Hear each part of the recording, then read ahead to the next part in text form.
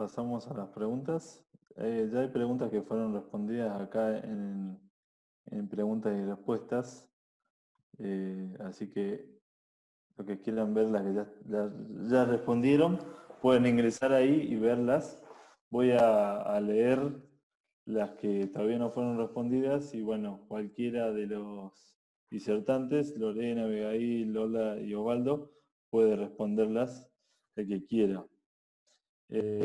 Pacientes con COVID positivo que se realiza anestesia fuera de quirófano. Ejemplo, resonancia o terapia radiante. ¿Usan filtro EPA?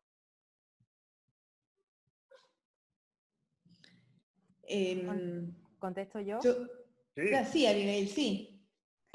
Nosotros en resonancia y en terapia radiante no tenemos filtros EPA.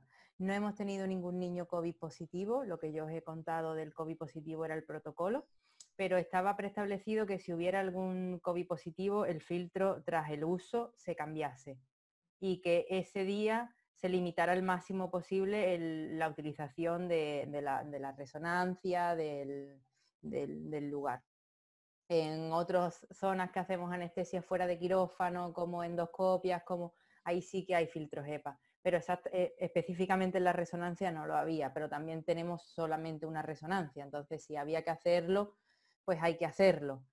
Y lo que se preestableció es que luego se limpiaría el quirófano y que los filtros se cambiarían tras su uso, aunque no sea lo ideal, pero muchas veces lo que tenemos. Bien. ¿Alguna otra experiencia? A ver, nosotros utilizamos en la resonancia, en el TAC, en todos los sitios donde se hace manipulación de vía aérea, siempre se utiliza filtro, pero no anestesiamos a ningún paciente COVID. O sea, los pacientes COVID, por definición, no se anestesia. El riesgo que tiene un paciente COVID con una técnica anestésica es muy alto y no se anestesia. Los pacientes COVID que han sido intervenidos porque, bueno, estaban clínicamente bien y ya no eran PCR positivo. Pero un paciente con PCR positiva nunca se ha anestesiado en periodo de pandemia, nunca. El riesgo era muy alto y bueno, pues ahí tenía que buscarse el equilibrio entre la enfermedad, es decir, se estableció una especie de cuadro en el que se consideraba el riesgo de la enfermedad, el riesgo del procedimiento, etcétera, y en función de eso se actuaba. Pero salvo creo que ha sido uno o dos pacientes, no se ha intervenido a ningún paciente COVID positivo. Es que es específico la resonancia, por ejemplo, porque procedimientos como tal, nosotros hacemos fibrobroncoscopias en una sala de procedimientos y sí que tuvimos una fibrobroncoscopia en un paciente posiblemente COVID, en un niño que tenía una neumonía de reciente aparición, que íbamos a hacerle el lavado bronquialveolar porque se querían hacérselo porque las pruebas eran negativas y el niño empeoraba, y eso lo hicimos en quirófano, donde estaban los filtros EPA, donde era todo mucho más controlado, donde los circuitos estaban preestablecidos. Osvaldo, ¿querés contestar vos? A ver, yo creo que los filtros tienen dos tipos de capacidad de filtrado. Uno es el electrostático y el otro es el mecánico, que es el filtro EPA.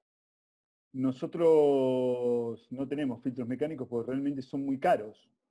Los filtros EPA son reservados, por ejemplo, para los sistemas de refrigeración, aire acondicionado, y tenemos filtros electrostáticos.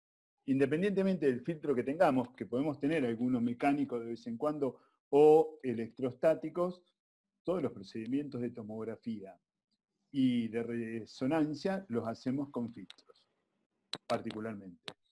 A ver, el problema es dónde ponemos los filtros y qué filtros ponemos. Los que van, porque también hubo una pregunta, los filtros que van en la rama inspiratoria o expiratoria nunca suman espacio muerto, porque tienen un flujo unidireccional, porque no son distensibles, y ahí preferimos los filtros lo más grandes posibles. ¿Por qué? Porque nos permiten manejar mayor cantidad de flujo sin modificar la resistencia. El problema es el filtro que le ponemos al paciente, donde ahí sí tratamos de adecuar el filtro más útil para el mismo, o sea, adecuar su espacio muerto en base al tipo de paciente y su volumen tallal que podemos manejar. Sacamos el codo del circuito circular para no sumar más espacio muerto al volumen de filtrado, y por lo general nosotros cuando hacemos la resonancia, una cosa es hacer una tomografía, otra cosa es hacer una resonancia. Las tomografías por lo general con tiempos cortos nunca los intubamos, aun cuando nos pidan apnea, por ejemplo, no sé si a la gente de España, pero a vos, Lore, y a Gonzalo, tenemos un aumento de pedidos en esta época de COVID muy importante, tomografía de tórax, por un aumento importantísimo de tuberculosis. Entonces, todos esos rutinariamente van con, antes y ahora van con filtro, y todas las tomografías o resonancias que nos piden van con filtro. Es como que más o menos se equiparó COVID o no COVID. Los hacemos todos, las resonancias, particularmente las hago todo con dispositivo supraglótico. Es raro que tenga que intubar una resonancia como para sellar. La posibilidad de fuga siempre con un dispositivo es mayor, motivo por el cual tratamos de respetar los tiempos de limpieza al máximo y los tiempos entre paciente y paciente a rajatabla. No sé vos, Lore, ¿qué opinás? En nuestro hospital se han hecho pacientes COVID positivo para resonancia. De hecho, hay uno que se presentó en un Ateneo, un paciente que se diagnosticó, incluso se lo trató como COVID positivo solo por el interrogatorio, no tenía PCR, y finalmente después se confirmó el diagnóstico, que fue a hacerse una resonancia y después directamente al quirófano. Yo la verdad es que no entiendo muy bien si lo que quiere preguntar Cecilia, porque la que preguntó lo de los filtros EPA es Cecilia Basbus, no sé si ella quiere preguntar de filtros respiratorios en las boquillas del paciente o filtros EPA en el ambiente, que son también otros filtros que se usan. Nosotros en el resonador, yo la verdad es que desconozco si en el resonador de nuestro hospital hay filtros en el ambiente, filtros EPA, que creo que son a los que se refería Abigail, los filtros de aire, que filtran el aire que sale del quirófano cuando tienen impresión negativa. Si es por filtros respiratorios, claramente usamos filtros respiratorios de alta eficiencia, bacteriano-virales en la boquilla del paciente, y los adecuamos al tamaño del paciente. ¿Te puedo agregar algo, Lore? Sí. Nosotros, por régimen municipal, todo el circuito ventilatorio de quirófano sí o sí va con filtros EPA. Claro. Nosotros en el hospital, en el Garrahan, creo que no todos los quirófanos tienen. Bien, Nosotros aquí sí que le ponemos filtros, filtros del respirador, en la rama aspiratoria, rama inspiratoria, eso sí va con filtros EPA, y luego lo que has dicho, Osvaldo, de filtros adecuados ya en la pieza del paciente para minimizar el espacio muerto. Yo me refería a los filtros de ambiente. Los filtros de ambiente... No sé exactamente cuál es la pregunta de Cecilia. Los filtros de ambiente es difícil, por lo menos en nuestro hospital, es difícil encontrarlos fuera de quirófano. Para aislarte lo que es la sala, que tú tengas la máxima seguridad de que no sale de la sala, que haya un flujo laminar. Eso fuera de quirófano nosotros no lo tenemos. Ni flujo nosotros laminar. Ni siquiera en quirófano, no tenemos salas con presión negativa. Eso no. No tenemos sala con presión negativa. Nosotros tampoco, Los filtros sí, pero no hay presión negativa. Nosotros tampoco. Bueno, pasamos a la siguiente pregunta, cambiando un poquito de tema. Diferencias en la ventilación mecánica en un paciente COVID positivo de acuerdo a sus experiencias. ¿Quién quiere contestar? No sé quién tiene experiencia. No, nosotros, es como vos decías, Osvaldo, me parece que creo que los pacientes que se han operado COVID positivos se han operado con COVID y no se han operado por COVID o en el contexto de una enfermedad grave por COVID. No han tenido que entrar al quirófano, han tenido que entrar al quirófano por otras patologías y no han tenido una repercusión respiratoria y hemodinámica respiratoria, por lo menos, o pulmonar severa, como el paciente grave adulto que es el que se lee o el que se intenta tratar o el que se intenta acertar al diagnóstico para tratar respiratoriamente a ese paciente. Me parece que en pediatría no lo hemos visto. Lola creo que también ha dicho lo mismo, que ellos no lo han visto por lo menos con seguridad. O sea, nosotros no lo hemos visto, pero en el Hospital Niño Jesús, que ha sido el lugar de referencia de todo el paciente pediátrico, que sí que han hecho técnicas anestésicas en pacientes COVID positivos. Y no, o sea, no, ellos no han descrito más complicaciones. Yo cuando estaba hablando de esto era porque nos referíamos sobre todo a adultos. Un adulto COVID positivo nunca ha entrado en quirófano ni va a entrar. O sea, hay que decir, porque se prima sobre todo el hecho de que es COVID positivo, ¿no? Entonces, en la situación de pandemia no entró ninguno, es una situación muy crítica y solamente se intervino en pacientes que eran, es decir, en una emergencia, pero ningún paciente oncológico, etcétera, en fase de pandemia se intervino. Adultos. En niños, yo sé que en el Niño Jesús hicieron y han tenido apendicitis, alguna fractura, etcétera, y no ha habido más complicaciones que un paciente no COVID. Generalmente los niños no tienen, o sea, en los artículos así que están descritos más niños, que son, bueno, los ingleses son los que más han escrito, pues ninguno habla que tenga más frecuencia de patología pulmonar grave el niño que el niño que tiene, o sea, es más frecuente encontrarse una situación de shock que una situación de insuficiencia respiratoria en los niños. Son los más chiquitines, son los que hacen más frecuencia de insuficiencia respiratoria. Bien. Quería comentar una cosa sobre, Sí. sobre la serología.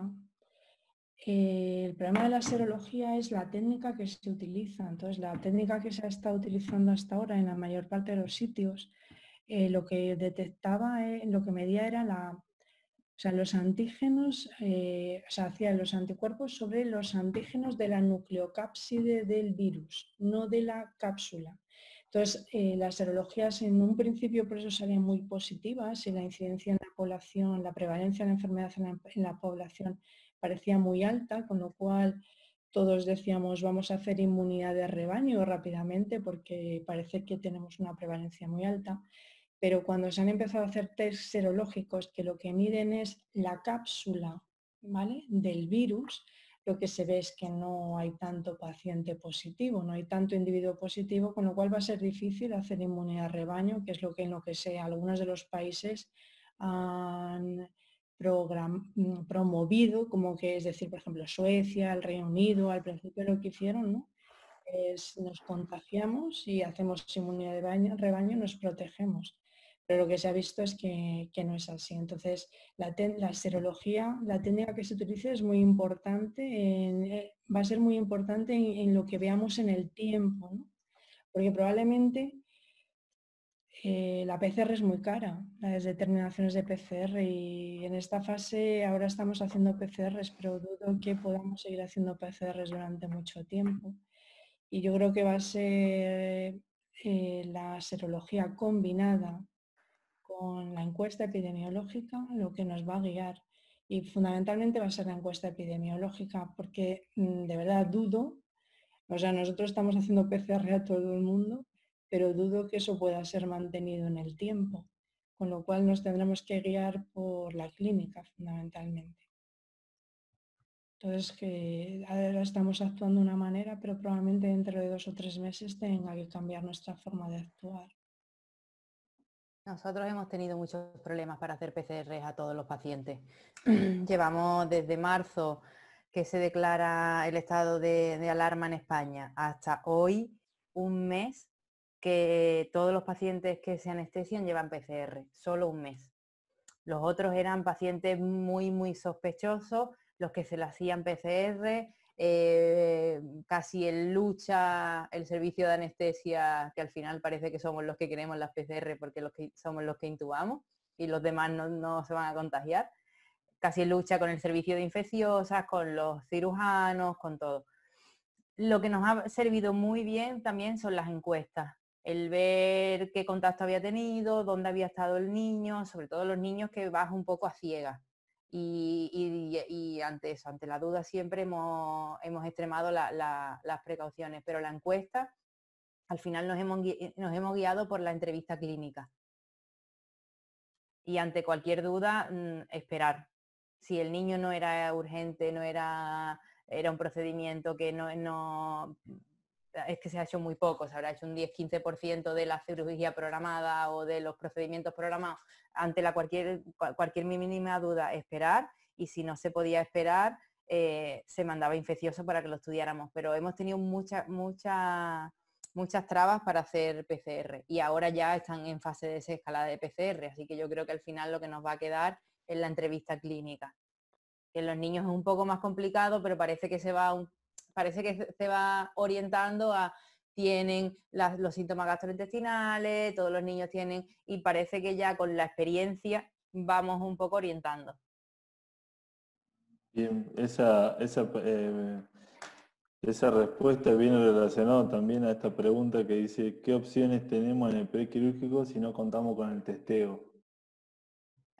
Yo la verdad es que creo, claro, la encuesta epidemiológica es como un dato clave, pero uno tiene que saber con qué tipo de población cuenta en general, la población que acude y que accede al hospital. Nosotros hemos tenido muchos pacientes que han sido negativos de encuesta epidemiológica, pero que han venido viajando en un vuelo sanitario o que han venido viajando por sus medios desde otra provincia, y que los padres incluso eran negativos después del testeo del paciente. El paciente se ha testeado por alguna cosita algún dato que se objetivó, pero no era tampoco concluyente. Por ejemplo, el niño que se testeó del tumor de fosa posterior, que fue primero al resonador y después fue al quirófano, se testeó porque la madre había dicho que hacía 10 días había tenido fiebre y odinofagia, y le habían medicado por una amigdalitis en su provincia de origen. Y está bien, había tenido síntomas. Hacía 10 días los padres eran negativos y el niño resultó ser COVID positivo. Pero así como esos hay un montón de ejemplos de pacientes que por ahí, yo creo que en los chicos el dato que más nos complica es la falta de sintomatología específica o la falta de sintomatología directamente. Ese es el problema más grande en los pacientes pediátricos, que no todos los pacientes tienen síntomas. No sé, a no ser que cambiemos un poco la dinámica y veamos que la mayoría de los pacientes, aunque sea algún síntoma, por pequeño que sea, lo consideremos positivo y ya. No sé qué opinan ustedes, el resto de los panelistas. Yo personalmente creo que lo que tiene que cambiar es nuestra forma de trabajar, porque lo que hay que hacer es protegerse. Y, o sea, yo creo que lo que tiene que cambiar es la forma en la que actuamos. Probablemente muchas veces en la encuesta epidemiológica se miente, y de eso doy fe. Entonces, ¿por qué? Pues porque muchas veces banalizan la situación, y conforme estamos saliendo de la situación de pandemia se está banalizando la situación, con lo cual pues se minimiza mucho a la hora de responder a esos ítems de forma positiva. ¿Eso qué quiere decir? Pues que probablemente nos encontremos a niños que van a entrar en quirófano siendo PCR positivo, que no podamos hacer la PCR porque vamos a tener déficit porque económicamente no puede ser mantenido en todos los procedimientos quirúrgicos, en todos los hospitales, estar haciendo PCRs, y tengamos que hacer al contrario, es protegernos y proteger a los pacientes. Es decir, que no es que nosotros también somos transmisores, y eso nos tiene que entrar en la cabeza, con lo cual completamente de acuerdo. Trabajo. Completamente de acuerdo. Hay que poner la mascarilla al niño, darle alcohol al niño, lavarle al niño, lavar a la madre. Es que nosotros nos tenemos que lavar, nosotros tenemos que proteger a nuestros pacientes. Y eso yo creo que tenemos que cambiar la forma de trabajar. Yo creo que esto ha servido para que la higiene de manos se establezca definitivamente en todos los hospitales y el consumo de gel alcohólico de verdad suba, y eso signifique que estamos haciendo bien higiene de manos y que estamos haciendo bien protección para evitar neumonías con la ventilación mecánica. Ponemos a nuestros pacientes filtros, trasladamos a nuestros pacientes con filtros, obligamos a los en unidades críticos a poner a todos los pacientes filtros. Bueno, pues a lo mejor esto ha servido para que cambiemos y protejamos y nos protejamos. Yo creo que, bueno, que lo que tiene es cambiar nuestra actitud en el trabajo, más que realizar pruebas, porque al final Las pruebas, pues ahí tienen un tanto por ciento de falsos negativos, las encuestas nos pueden estar mintiendo y tenemos que seguir trabajando y tenemos que seguir adelante. Yo creo que sí, que esa es la clave de protegerse. Protegerse para protegerte a ti, protegerse para proteger a tu familia, protegerse para no contaminar enfermeros, auxiliares, pacientes y seguir con la cadena.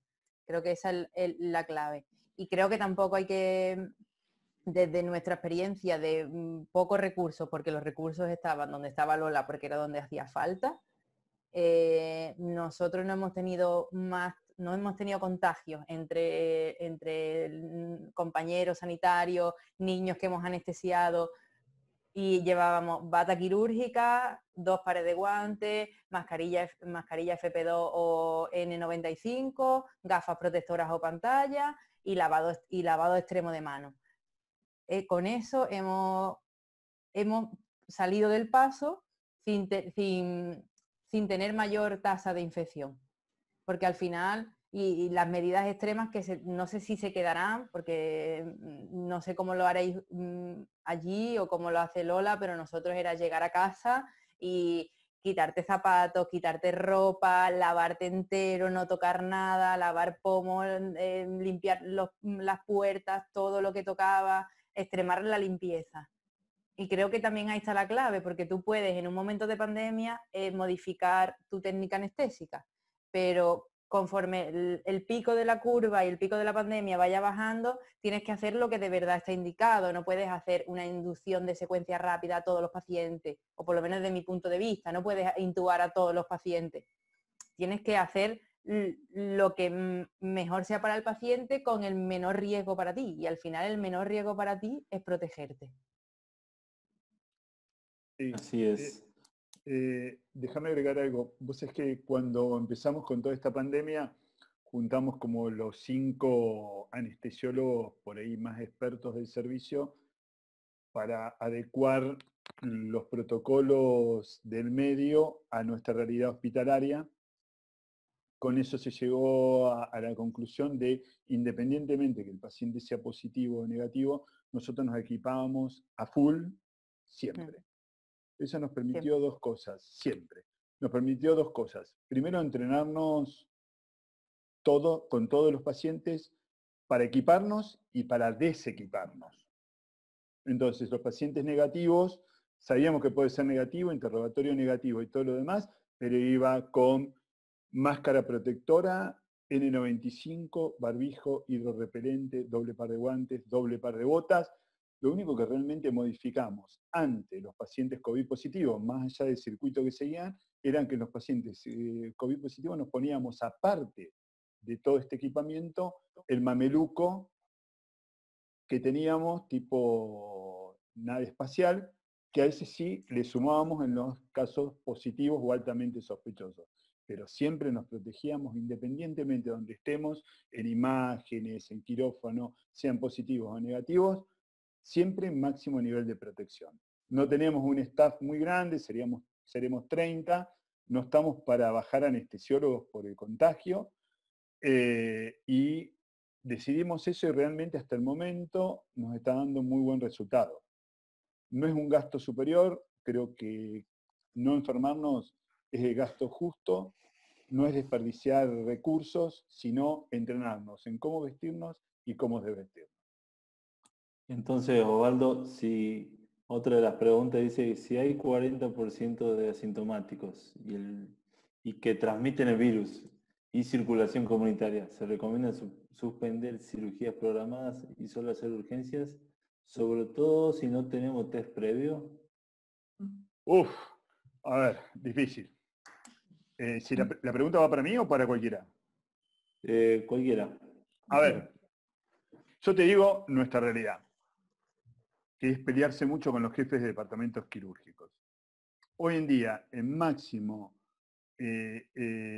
pico de contagio, estamos haciendo cirugía programada. Para mí es una locura. Porque implica movilizar al paciente, al familiar o medio hospitalario que está colapsado con un nivel de internación de pacientes COVID positivos muy alto. No sé, Lola, creo que vos lo expresaste, si son totalmente sinceros con el paciente. Si le dicen, mire, usted va a entrar a una institución donde se puede contagiar y todo lo demás. Y con respecto a las cirugías programadas, se los hace ir a las 8 de la mañana del día anterior a la cirugía, se los deja en un lugar especial, se lo testea y según los resultados del testeo, si es negativo sigue un circuito, si es positivo se suspende la cirugía y va a otro circuito. Pero hoy en día, así como estamos haciendo cirugías programadas, no entra ningún paciente a cirugía programada que no esté testeado. No nos olvidemos de los falsos negativos, ¿eh? Por eso no nos modifica la forma de cómo equiparnos a nosotros. Sí modifica el circuito que siguen. Nada más que eso. Igual nosotros, perdón Lola, voy a compartir la experiencia que tiene Osvaldo y nosotros lo mismo. La verdad es que nosotros en el hospital hay mucha demanda de pacientes, es un hospital muy activo, se operan pacientes externos, pero también se operan muchos pacientes del hospital, pacientes que necesitan tratamientos o terapias, pacientes con cáncer, pacientes que la verdad es que esperar 2, 3, 4 meses tal vez no sería la solución, pero aún así son procedimientos programados. Yo escuchaba que antes Abigail decía, cuando hay un paciente positivo que se tiene que hacer, o un sospechoso que se tiene que hacer una resonancia, no se hace ninguna otra resonancia en el día, no sé, en mi hospital se hacen 8, 10 resonancias por día, hay 3 turnos de resonancia, mañana, tarde y a la noche también. Y la verdad es que es una pelea para obtener que la gente se cuide, equipos de protección, es una pelea para que limpien, para que se decontaminen las áreas donde va el paciente, el área, el habitáculo del resonador. Yo no sé cómo, es una pregunta que quería hacerle a Lola o a Abigail o también a Osvaldo o a Gonzalo. Por ejemplo, si yo tengo un paciente, estoy haciendo un paciente en el resonador, los pacientes que van al resonador solamente se les hace encuesta epidemiológica y solamente se testean o se suspenden si el paciente si puede esperar de hacerse el estudio, por ejemplo, si el paciente es positivo en la encuesta epidemiológica, pero si no, hay muchos pacientes que entran que tal vez son sospechosos o son pacientes que vienen de la comunidad. En una comunidad con circulación muy alta, actualmente estamos en el pico de la pandemia. Con lo cual, son pacientes que uno no sabe si son positivos o negativos y uno se cuida. Para entrar y salir del habitáculo, ¿cómo hacen? Porque cuando uno no se queda todo el tiempo que dura la resonancia dentro del habitáculo. ¿Cómo hacen? Se quitan la ropa, la dejan dentro del habitáculo, se vuelven a poner ese mismo camisolín y esos guantes. Con las gafas, el barbijo, uno podría salir y entrar y no quitárselas nunca, pero el camisolín y los guantes, uno, si sale del habitáculo, debería quitarse eso para no estar tocando la consola o el lugar donde espera con toda la ropa contaminada. ¿Cómo proceden cuando tienen que hacer esas cosas? Bueno, yo te cuento un poco lo que hacemos. En periodo de pandemia no se ha hecho nada. Cero. O sea, en periodo de pandemia, cero. O sea, es que así estaba, el hospital estaba bloqueado. O sea, bloqueado significa que no entraba ni un paciente más. O sea, no se hacía nada que no fuera emergente. Entonces, resonancias no hemos hecho. Y ahora, cuando hemos salido del periodo de pandemia, todos los pacientes en los que había posibilidad de manipulación de vía aérea, es decir, niños que había que hacer dormirles para hacer el procedimiento, todos se han manejado como si fueran quirúrgicos, es decir, consulta preanestésica, encuesta epidemiológica 14 días antes, PCR 72 horas antes del procedimiento y encuesta justo cuando llegan al lugar de la resonancia. ¿Nosotros qué hacemos? Entran solamente 2 personas en el momento de la inducción, que es cuando más riesgo hay porque se manipula la vía aérea. Y esas 2 personas están vestidas, es como ha puesto el vídeo, la foto de Abigail. Es decir, llevan su bata, sus guantes, su pantalla protectora, se separan del paciente y la dejan. Y el paciente que es COVID o sospecha de COVID positivo se hace el último del parte clínico. Entonces, una vez que se acaba ese paciente, se limpia la sala, claro está, pero es el último siempre de todo. ¿Para entrar y salir, Lola? Para entrar y salir, porque no se quedan todo el tiempo en el habitáculo, supongo. No nos quedamos, pero hay una especie de percha que está como un poco separada, donde tú dejas tu bata, eso se deja, se tira, eso se tira. ¿vale? O sea, todo lo que te pones se tira, las gafas se dejan en un cubo y cuando vuelves Ok, a despertar te pones gafas limpias. O sea, utilizar ok. el doble material. Nosotros no hemos estado bloqueados. Nosotros hemos disminuido actividad quirúrgica, lo programado, si no era emergente, oncológico o no demorable, se hacía. En la resonancia se disminuyó de 7 pacientes con anestesia a 3. Y las resonancias que se hacían era lo mismo. Pacientes, sobre todo, eran pacientes que con sospecha de un tumor. Y ahí nosotros la mascarilla no nos la tocábamos en todo el día, las pantallas, si nos la quitábamos, nos lavábamos las manos antes de quitárnoslas, y los guantes y la bata, si la desechábamos, la dejábamos dentro de la zona donde se hace la reso, salíamos y cuando volvíamos a entrar, otra bata. Eran 2, 3 batas porque no queríamos contaminar uno, otro, la silla donde te sientas. La mascarilla no nos la tocábamos y sí que es verdad que la pantalla había días en los que ya no podías más y te lavabas las manos y te la quitabas y la dejabas en un sitio y luego te la volvías a poner. Nosotros sí no hemos estado bloqueados, entonces sí que hemos hecho cosas, pero no se ha hecho nada programado que no fuera oncológico o urgente. Sí, Bien. bueno, una cosa urgente, claro, pero muy poquito.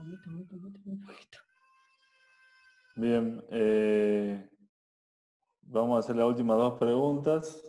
Si queda alguna pregunta pendiente, pueden escribir al mail, es de continua@anestesia.org.ar y les será contestada luego las dudas que tengan, todo lo que necesiten saber a ese mail, por favor.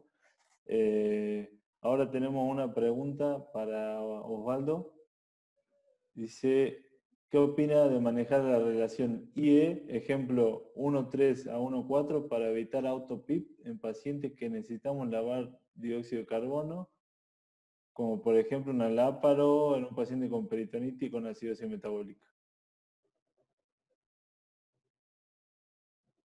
A ver,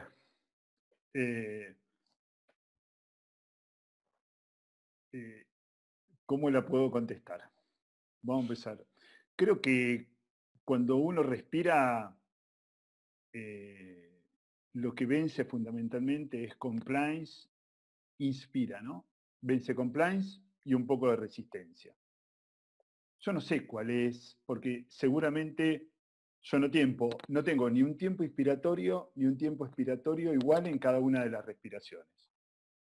Para eso me tengo que basar en la curva flujo-tiempo, porque evidentemente para darle un tiempo expiratorio tan largo, si vos querés lavar CO2 porque tenés una instrumentación de la vía aérea, va a tener que sacrificar mucho pico para poder dar un volumen tidal adecuado. Yo creo que la mejor manera, en vez de decir números, una relación 1,4, 1,3, es la que te permita la curva flujo-tiempo. Porque precisamente yo puedo andar a 60 respiraciones por minuto con una relación IE determinada, que si veo que en el tiempo inspiratorio entra el volumen tal que yo quiero y en el tiempo expiratorio no hace autopip, la dejo a 60 respiraciones por minuto. Ahora, si las características pulmonares del paciente hace que no tenga la mejor compliance ni la mejor resistencia y yo necesito un poquito más de tiempo inspiratorio o puedo cortar el tiempo inspiratorio a expensas de un pico mayor, ¿sí? Y bueno, yo voy a poner la relación IE que me permita mi curva flujo-tiempo. Diferente es si uno tiene que empezar a adivinar la situación por no tener curvas flujo-tiempo. Ahí ya estamos perdidos y sinceramente no puedo dar una recomendación. Por eso una de las cosas básicas que uno busca en una estación de anestesia mínima es que tenga la curva flujo-tiempo. Para eso, ¿por qué? Porque las características respiratorias van cambiando respiración a respiración. Y yo no puedo recomendar 1,3, 1,4. Evidentemente, si instrumenté la vía aérea con un espacio muerto, por la característica del aumento exponencial de la CO2, nunca la voy a poder llegar a solucionar. Voy a poder arrimar el bochín, pero no sé si solucionar, porque básicamente los filtros tienen como 2 cámaras. La cámara donde yo hago el muestreo es una cámara de dilución. mientras que la cámara del otro lado del filtro hace como cámara de reinhalación. Por eso se separa la medición de la presión de dióxido de carbono de la presión arterial de CO2. Entonces, yo no puedo recomendar una relación IE de 1,3, 1,4. Seguro la que te permita al paciente según la curva flujo-tiempo. No sé si contesté la pregunta. Sí, yo creo que sí. Ahora seguimos con la última y dice, ¿aconsejarían a todo el equipo de cirugía cardiovascular seguir con la protección del equipo de protección individual sabiendo que no hay salida de aerosoles a través del oxigenador hasta el final de la cirugía? Lorena. O Lola. Lola, por ahí Lola. El que Bueno. está preguntando es el perfusionista que trabaja conmigo. Son temas que discutimos siempre. Ellos están muy interesados. No sé si ustedes han tenido, Lola, experiencia en cirugía cardíaca. Los perfusionistas han tenido algunos reportes como en algún paciente, en alguna serie de pacientes de las series más grandes reportadas de China, se han reportado virus en sangre. Ellos dicen que si se produjera un leak en la membrana del oxigenador y por ahí pasara algo de plasma, podría eventualmente vaporizarse o aerosolizarse partículas virales en la salida de gases del oxigenador. Entonces, hay dos preguntas que está haciendo Hugo, que una es si tienen experiencia en utilizar filtros en la salida del oxigenador, y la otra es si el perfusionista y todo el equipo de protección personal debe permanecer con el equipo de protección individual colocado. Yo no sé si tienen alguna experiencia o han tenido algún tipo de conversación con este tipo de detalles ahora que han reinstaurado la actividad, porque antes seguramente cirugía cardíaca, o al menos programada, no hacían nada. Nosotros estamos haciendo algo. A ver, durante el periodo de pandemia, por supuesto, no se ha hecho cirugía programada cardíaca, pero sabiendo que el paciente era negativo, o sea, confirmado con PCR, etcétera, sin clínica. Si el paciente era positivo, no se ha hecho nunca cirugía cardíaca, es decir, que no se ha dado el caso de que un paciente COVID positivo fuera un paciente que pudiera haber riesgo de contaminación. Pero sí hemos tenido paciente de ECMO y bueno, pues que también existe riesgo, o sea, tenemos también el circuito al aire. Y en estos pacientes, el paciente en ECMO se ha manejado siempre, o sea, es decir, la perfusionista que entraba a revisar la ECMO, el personal de enfermería, todo el mundo iba con EPI. O sea, no se entraba en el lugar donde está el paciente sin EPI. O sea, el riesgo de que a través del oxigenador haya aerosoles es altísimo. O sea, si estás trabajando con un paciente COVID positivo, el riesgo de que te puedas infectar existe. Entonces tienes que trabajar con EPI, como si estuvieras en cabeza de paciente, exactamente igual.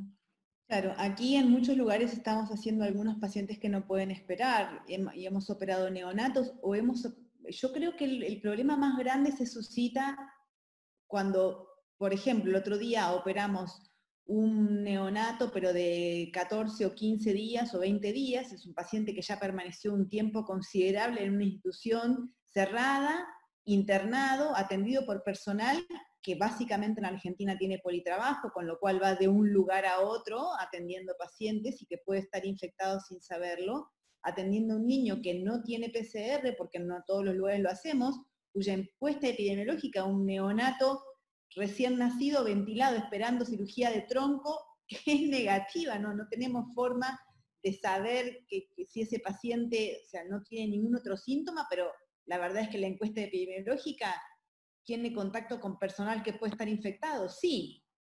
O sea, nosotros los anestesiólogos nos protegemos. Lo que está preguntando el perfusionista, si en caso de ese paciente, por ejemplo, ellos deberían protegerse todo el tiempo que dura la cirugía.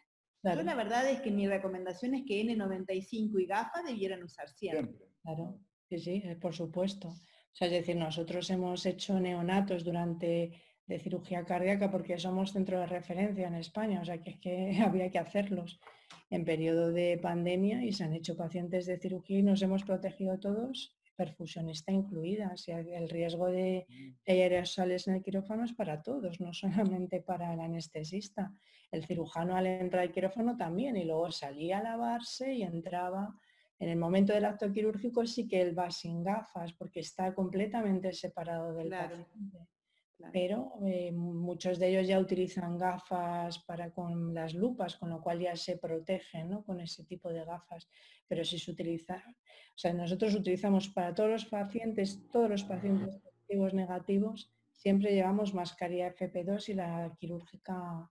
Y si el paciente ha tenido riesgo, como pacientes ingresados durante mucho tiempo en el hospital, que bueno, en algunos grupos recomiendan hacer PCRs cada semana, ¿no? Sí.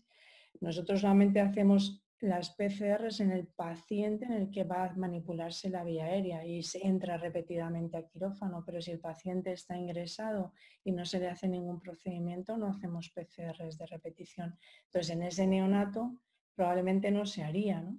Le harías una PCR a lo mejor al principio, si es de madre positiva, y para descartar que él sea o no sea positivo, y luego durante toda su estancia en la unidad de críticos, pues probablemente no lo haga, si está continuamente manejándose por personal. Pero lo fundamental es que el personal proteja al paciente. Lo fundamental es que el personal que haya estado manejando al paciente, que está entrando y saliendo del hospital, que tiene contacto con muchas personas, proteja a ese paciente. Y la protección pasa por ir vestido cuando se accede a un paciente, hacerle lavado de manos, poner mascarilla, etc.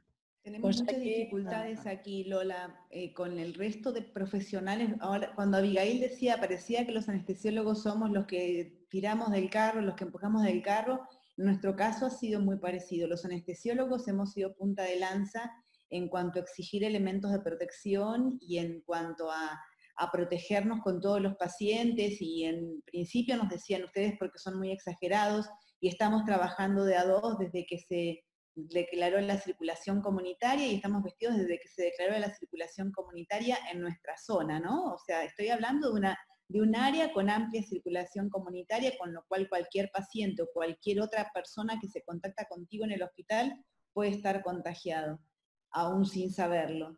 Pero nos es muy difícil.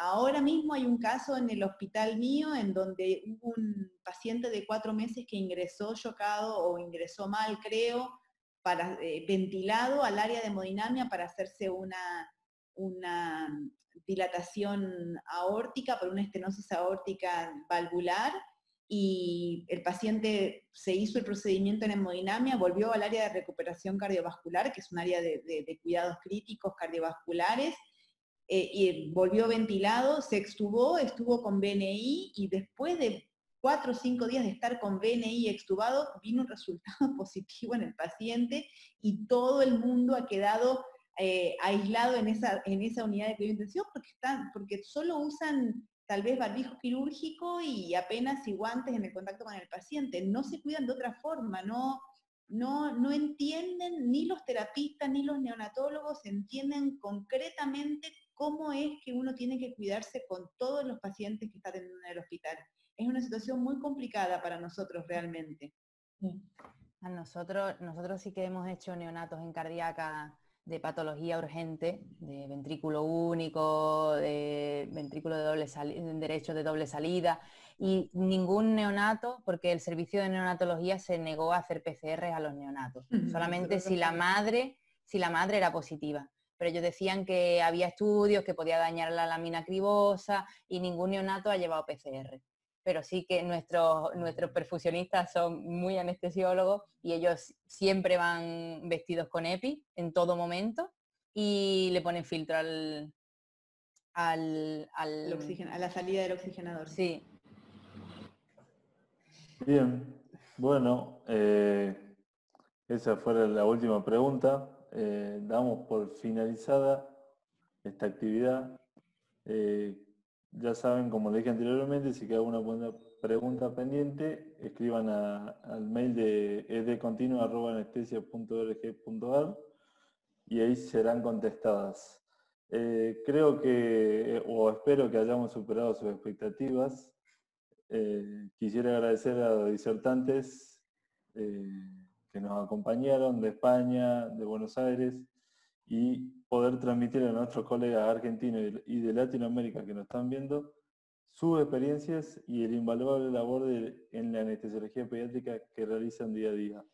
Dolores, Abigail, Osvaldo y Lorena, les agradezco mucho y cuídense. Igualmente. Muchas gracias, Vale, cuídense igualmente. todos, estamos Gracias en contacto, por- Gracias Gracias. Lola, gracias Gracias. Abigail, mil gracias por todo, mil gracias. Ojalá Chau, podamos chicas. visitarlas pronto. Y Y ustedes a nosotros también. Ahí, a ver todos esos sitios, que son preciosos. Bueno, muchas Gracias. gracias.